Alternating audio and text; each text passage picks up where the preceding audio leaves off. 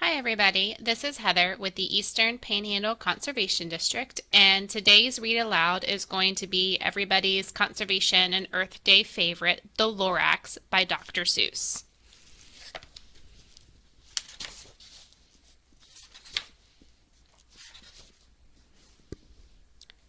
At the far end of town, where the grickle grass grows, and the wind smells slow and sour when it blows, and no birds ever sing excepting old crows, is the street of the lifted Lorax.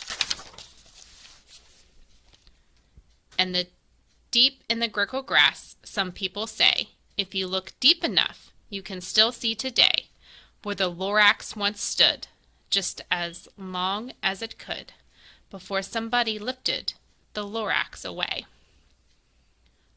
What was the Lorax, and why was it there? And why was it lifted and taken somewhere? From the far end of town where the grickle grass grows? The old Onceler still lives there. Ask him. He knows. You won't see the Onceler. Don't knock at his door. He stays in his lurkim on top of his store. He lurks in his lurkim, cold under the roof, where he makes his home clothes out of muffered moof. And on special dank midnights in August, he peeks out of the shutters, and sometimes he speaks, and tells how the Lorax was lifted away. He'll tell you, perhaps, if you're willing to pay. On the end of a rope, he lets down a tin pail, and if you have to toss in 15 cents and a nail, and the shell of a great-great-great-grandfather snail. Then he pulls up the pail, makes a most careful count, to see if you've paid him in the proper amount. Then he hides what you paid him, away in his snub, his secret strange hole in his groovyless glove. Then he grunts, I will call you by whispermophone, for the secrets I tell you are for your ears alone.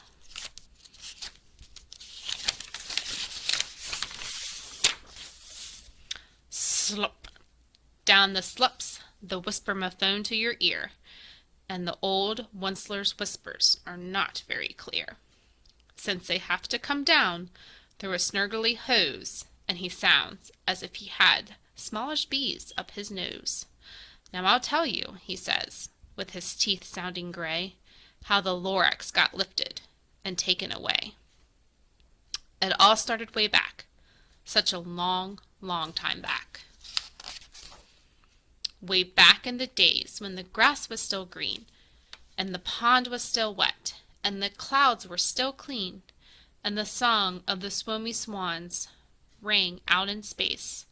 One morning I came to this glorious place, and at first saw the trees, the truffula trees, the bright-colored tufts of the truffula trees, mile after mile in the fresh morning breeze.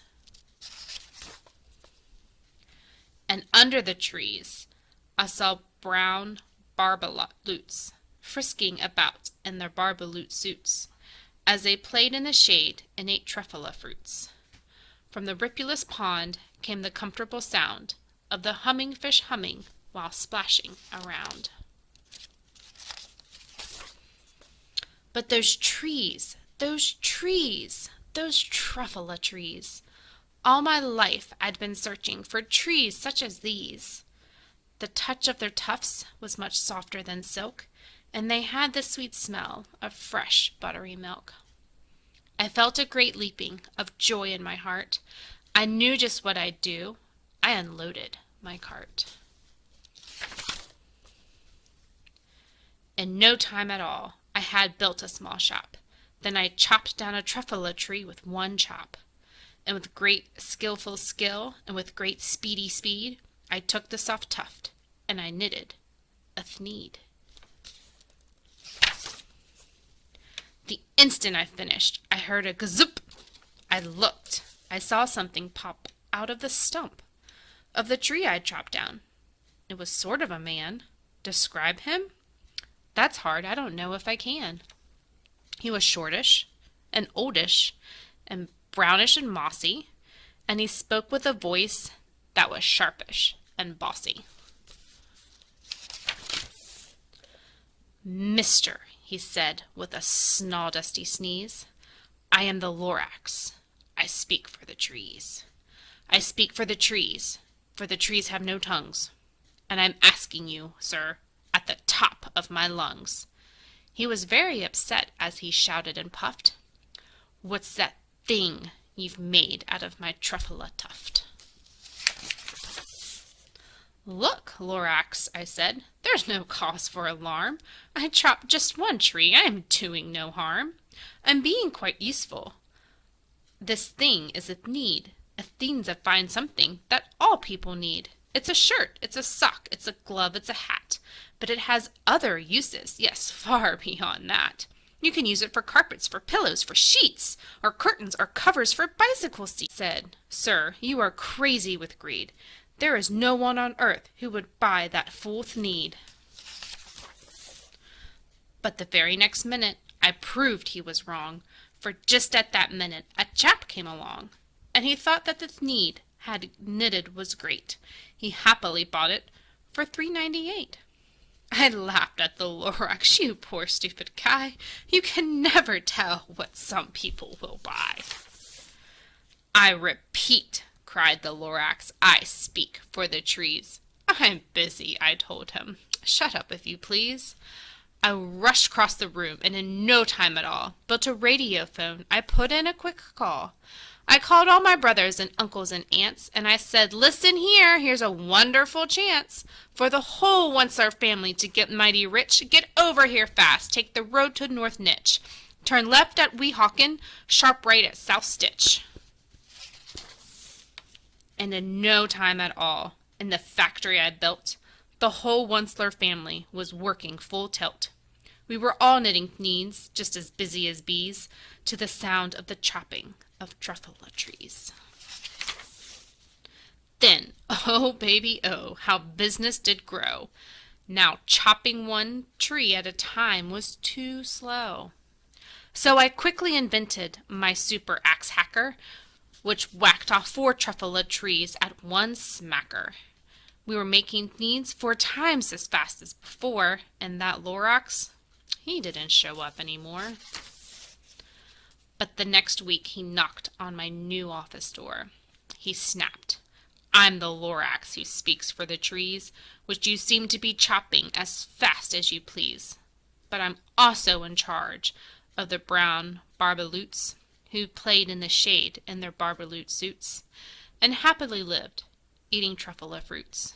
Now, thanks to your hacking my trees to the ground, there's not enough truffula fruit to go round, and my poor barbaloots are all getting the crummies because they have gas and no food in their tummies."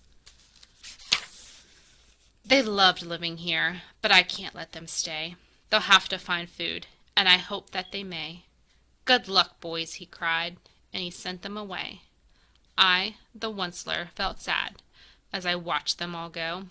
But business and business, and business must grow, regardless of crummies and tummies, you know. I meant no harm. I most truly did not. But I had to grow bigger, so bigger I got. I biggered my factory, I biggered my roads, I biggered my wagons, I biggered the loads of the Thneeds I ship out. I was shipping them forth to the south, to the east, to the west, to the north. I went right on biggering, selling more Thneeds, and I biggered my money, which everyone needs. Then again he came back. I was fixing some pipes, when that old nuisance Lorax came back with more gripes. "I am the Lorax," he coughed and he whiffed. He sneezed and he snuffled. He snargled, he sniffed.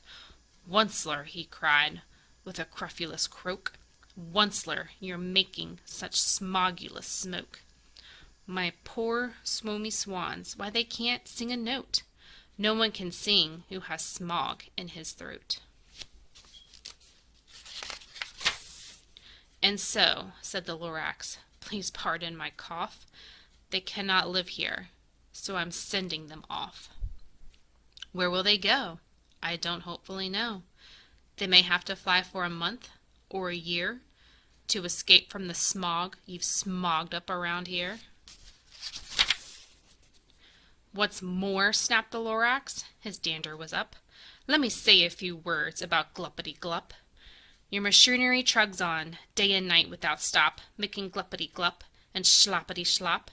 And what do you do with this leftover goo?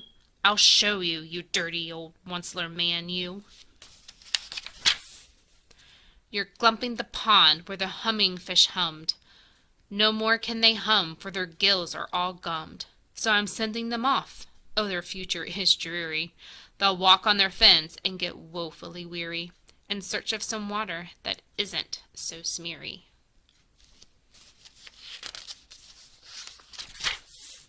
And then I got mad. I got terribly mad. I yelled at the Lorax, now listen here, Dad. All you do is yap yap and say bad, bad, bad, bad. Well, I have my rights, sir, and I'm telling you, I intend to go on doing just what I do. And for your information, you Lorax, I'm figuring on biggering and biggering and biggering and biggering, turning more truffula trees into needs, which everyone needs. And at that very moment, we heard a loud whack. From outside in the fields came a sickening smack of an axe on the tree. Then we heard the tree fall, the very last truffula tree of them all. No more trees, no more needs, no more work to be done. So in no time, my uncles and aunts and everyone all waved me goodbye. They jumped into my cars and drove away under the smoke-smuggered stars. Now all that was left near the bad-smelling sky was my big empty factory, the Lorax, and I. The Lorax said nothing, just gave me a glance, just gave me a very sad, sad backward glance, as he lifted himself by the seat of his pants. And I'll never forget the grim look on his face when he hoisted himself and took leave of this place through a hole in the smog without leaving a trace. And all that the Lorax left here in this mess was a small pile of rocks with the one word, unless. Whatever that meant, well, I just couldn't guess. That was long, long ago. But each day since that day, I've sat here and worried away. Through the years, while my buildings have fallen apart, I've worried about it with all of my heart. But now, says the Onceler, now that you're here, the word of the Lorax seems perfectly clear. Unless someone like you cares a whole awful lot, nothing is going to get better. It's not. So, catch, calls the Onceler. He lets something fall. It's a truffula seed. It's the last one of all. You're in charge of the last of the truffula seeds, and truffula trees are what everyone needs. Plant a new truffula. Treat it with care, give it clean water, and feed it fresh air. Grow a forest, protect from axes that hack. Then the Lorax and all of his friends may come back. The